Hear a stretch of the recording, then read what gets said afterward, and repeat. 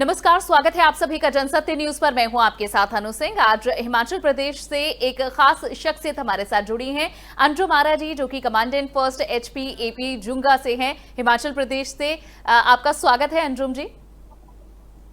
Thank you very much. Anjum ji के नाम कई उपलब्धियां हैं। आप देश की दूसरी मुस्लिम आईपीएस हैं और 2018 में आपने अपने पति के साथ शहीद नायब सूबेदार परमजीत सिंह की बेटी की पढ़ाई और उनकी शादी का पूरा खर्च उठाया था, जिसके बाद आपकी खूब सराहना हुई। मैम, इन दोनों ही विषयों पर हम बात करेंगे, लेकिन सबसे पहले अंजुम जी ये बताइए कि इस वक्त कोरोना महामारी में क्या जिम्मेदारियां आप निभा रही हैं, उनके बारे में पहले बताएं। इस समय मैं बटालियन में पोस्टेड हूँ। यहाँ पे जो है हमारी फोर्स जो है ये सीमाओं पे लगी हुई है, बाउंड्री एरियाज पे लगी हुई है। चंडीगढ़ और पंजाब हरियाणा से जितनी यहाँ पे गाड़ियाँ आती हैं या जो भी लोग आते हैं, उनकी स्क्रीनिंग जो है हमारी यहाँ पे फोर्स कर रही है इस समय। अच्छा जी। और अंजुम जी, इससे पहले आप सोलन की एसपी भी रही हैं और काफी आप अच्छे से अब हिमाचल प्रदेश को, उसकी जनता को बहुत अच्छे से जान गई होंगी। तो किस तरह से इस महामारी में हिमाचल प्रदेश को आप देख रहे हैं, यहाँ जो फैलते संक्रमण और सरकार के उसके ऊपर पाते काबू को आप देख रहे हैं? हिमाचल में जैसे देखा जाए ऑल अदर मतलब ऑल इंडिया अगर उसका कंपेयर किया जाए तो हिमाचल में केसेस अभी फिलहाल काफ़ी कम हैं और यहाँ पे भी गवर्नमेंट काफ़ी स्ट्रिक्ट है।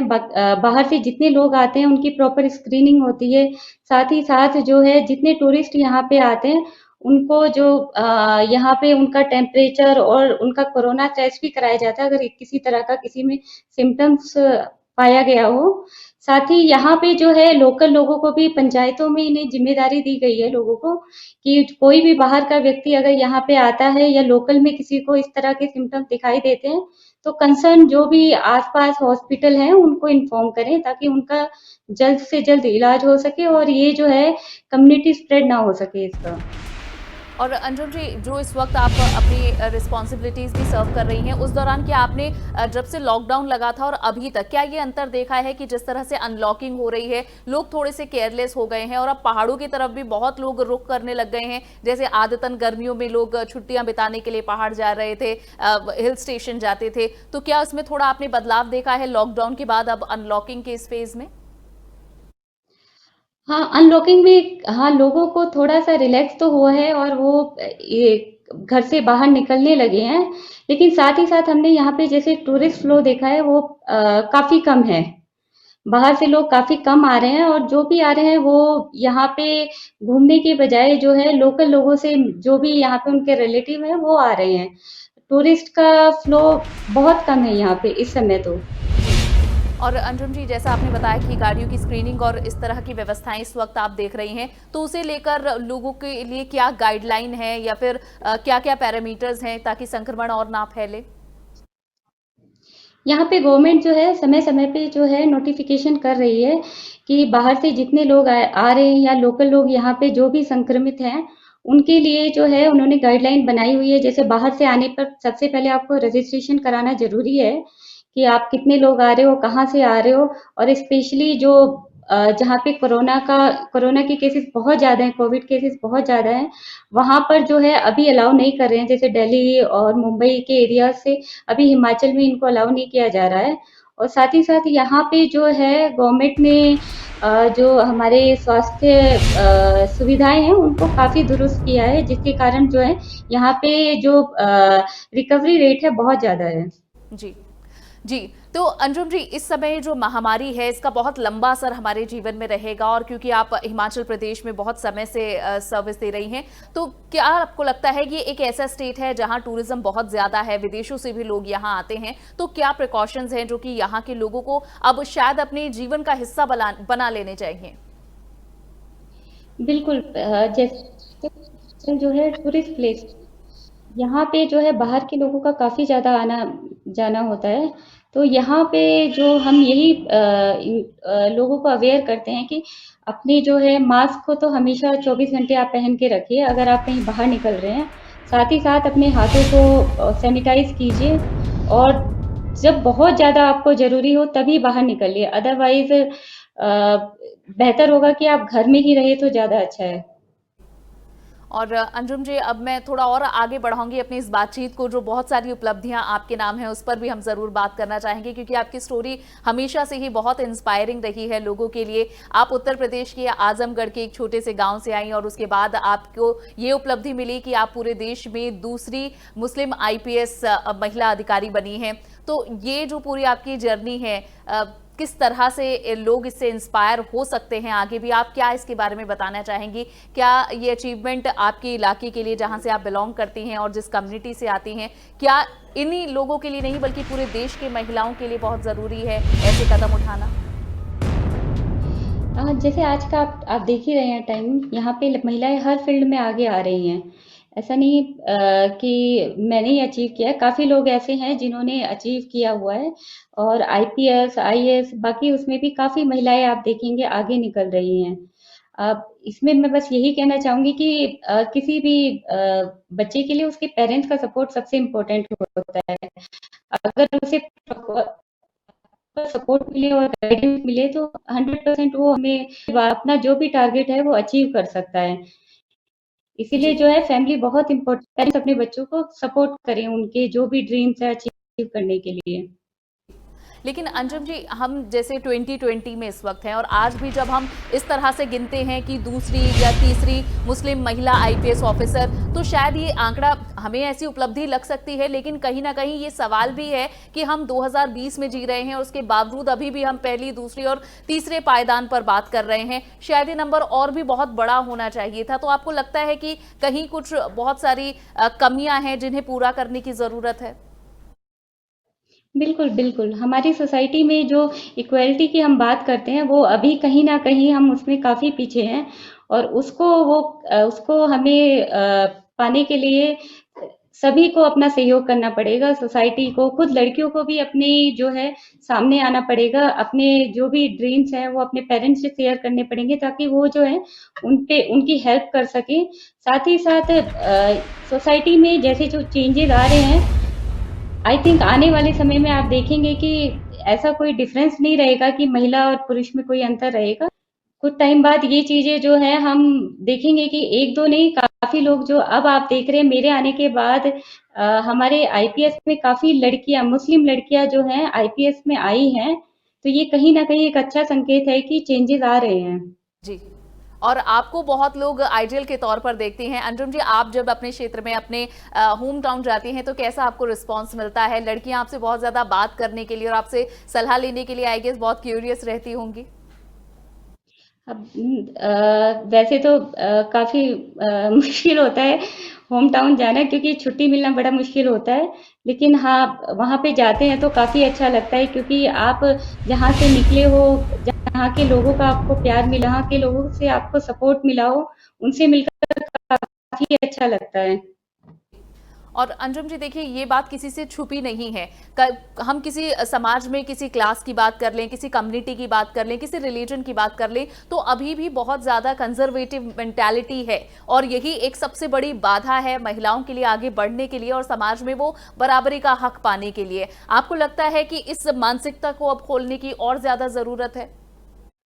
बिल्कुल, बिल्कुल। ये चीज़ें तो काफ़ी टाइम से बोली जा रही हैं, ये कहा भी जा रहा है, इसीलिए जो है वुमेन्स डे और ये सब, इंटरनेशनल वुमेन्स डे और ये सब मनाया जा रहा है, कि इसका यही रीज़न है कि कहीं न कहीं हम काफ़ी पिछड़े हैं और ज़रूरत है कि हम आगे बढ़ें।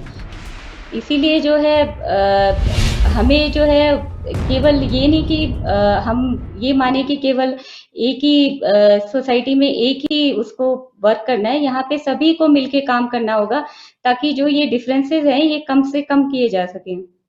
और अंजुम जी, ये जो तमाम बातें मैं कह रही हूँ, ये आप धरातल पर भी उतार रही हैं। आप वुमेन राइट के लिए और वुमेन सिक्योरिटी के लिए बहुत काम करती हैं, इसके बारे में भी कुछ बताइए।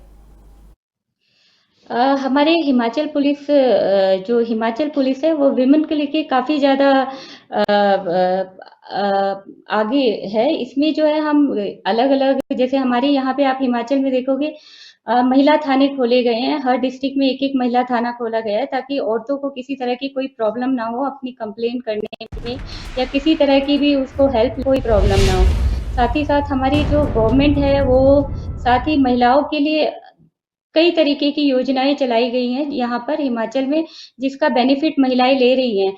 एजुकेशन से लेके उनके जो लाइवलीहुड है, बाकी सब चीजें उसमें वो उसका जो है सपोर्ट ले रही हैं। और इसीलिए आप देखोगे कि हिमाचल में जो है महिलाएं कहीं ना कहीं आप देखेंगे हर फील्ड में आपको मिलेंगी यहाँ की महिलाएं। ठीक है। और अंजुम जी, 2018 में आपने और आपके जो हस्बैंड हैं उन्होंने, जो खुद एक आईएएस ऑफिसर हैं, आपने एक बहुत अच्छा इनिशिएटिव लिया था जहां आपने अपने पति के साथ मिलकर शहीद नायब सूबेदार परमजीत सिंह की बेटी को गोद लिया था। आपने कैसे इस बारे में सोचा? क्या वो पल था? कौन सी वो ऐसी एक तस्वीर आपकी आंखों के आप सामने आई जब आपने सोचा कि शायद ये कदम आपको उठाना चाहिए, शायद इस बच्ची की भविष्य को सुरक्षित करने के लिए आपको उसे गोद लेना या उसकी पढ़ाई शादी के लिए सहायता देना बहुत जरूरी होगा? एक्चुअली ये जो डिसीजन था मेरे हस्बैंड का ही था, क्योंकि वो उस समय न्यूज़ देख रहे थे, मैं कहीं ड्यूटी पे बाहर थी, तो उन्होंने जब न्यूज़ देखी मुझसे डिस्कस किया कि ऐसा हो गया। तब हम दोनों ने डिसाइड किया कि उसकी को जो है हम फर्दर अडॉप्ट करेंगे और उसका जो भी उसका बाकी जो भी होगी वो पूरी करेंगे। इसमें मैं कहीं ना कहीं अपने को दूंगी कि उन्हीं के दिमाग में था, वही उन्होंने ही मुझे इस चीज को बोला था। और अंजुम जी, किस तरह से आप उनकी मदद कर रही हैं इस वक्त? अभी हम जो है अभी बेटी जो हमारी है वो 10th उसका कंप्लीट है। वो उसका एजुकेशन, बाकी उसका जो भी बच्चे का जैसे parents जो होते हैं, एक बच्चे की जो भी जरूरतें पूरी होती है वो हम उसकी पूरा कर रहे हैं। तो आप उनसे हमेशा रोजाना क्या टच में रहती हैं? कब कब बात होती है, कब कब मुलाकात होती है? पे हम मुलाकात होती, बिकॉज कोविड की वजह से थोड़ा सा पाई है मिलने में, फिर भी हम लोग फोन करते ही रहते हैं। और क्योंकि आप लोग जो कदम उठाते हैं उसका जो संदेश है वो समाज में और लोगों में बहुत दूर तक जाता है। तो अंजुम जी, जिस तरह जो आपने ये इनिशिएटिव लिया उसके बाद और भी लोग आगे आए, उन्होंने भी अपनी जिम्मेदारी क्या समझी या फिर आपको बधाई दी, आपसे कहा कि हम भी इस तरह का कदम उठाना चाहते हैं? लोग हैं जो इस तरह की ने हमें बधाई, मानना है कि ये कोई हमने ऐसा कोई बहुत बड़ा काम तो हमारी थी। अगर हम बच्चे को पढ़ा सकते हैं तो ये एज ए ह्यूमन बीइंग हमें करना चाहिए।